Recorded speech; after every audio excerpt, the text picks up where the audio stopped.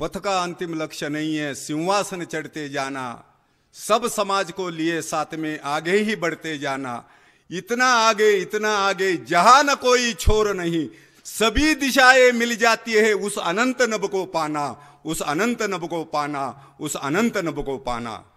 त्या अनंत नभाला गवसणी घालण्याचं काम ज्या व्यक्तित्वाने केलेलं आहे, म्हणून माझ्या अगोदर ज्या वक्त्यांनी या ठिकाणी पिचड साहेबांना जे आदरांजली वाहिली, श्रद्धांजली वाहिली, पिचड साहेब हा भाषणाचा विषय नाही आहे, पिचड साहेब हा आंदोलनाचा विषय नाही आहे।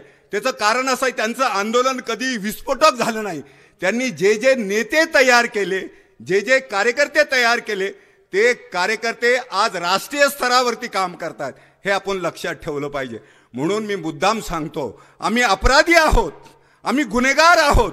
एवढा करता गुन्हेगार आहोत, ज्या माणसाने आमचे अश्रू पुसले, ज्या माणसाने आम्हाला विधभर जागा दिले, ज्या माणसाने आम्हाला आवाज दिला, आम्हाला न्याय दिला, आम्ही त्याच्याबरोबर काय केलं हा आत्मचिंतनाचा विषय आहे, लक्षात घ्या। 8 दिवसापूर्वी जाण्याच्या अगोदर मी वैभव भाऊंना भेटायला गेलो आणि साहेबांची इच्छा मला माहित नाही, पण मी गेल्यानंतर वैभव भाऊंनी केवळ सांगितलं, शंकरजी आलेले आहेत, त्यांनी डोळे किलकिली केले, माझ्याकडे एक क्षणभर पाहिलं आणि हात जोडले। भाऊंनी सांगितलं थोडासा हात मिळवा त्यांना। अत्यावस्थेत असलेले सुद्धा त्यांच्या चेहऱ्यावरचं हसू पाहिल्यानंतर मनाला एक आनंद झाला। आमचा नेता कसा असायला पाहिजे, आमचं कर्तृत्व कसं असायला पाहिजे, आमचं हिमालयासारखं मन कसं असायला पाहिजे, ते त्या ठिकाणी मला दर्शन झालं। आणि म्हणून मी आज आपल्याला एवढ्या करता म्हणतो की आम्ही अपराधी आहोत, आम्ही गुन्हेगार आहोत।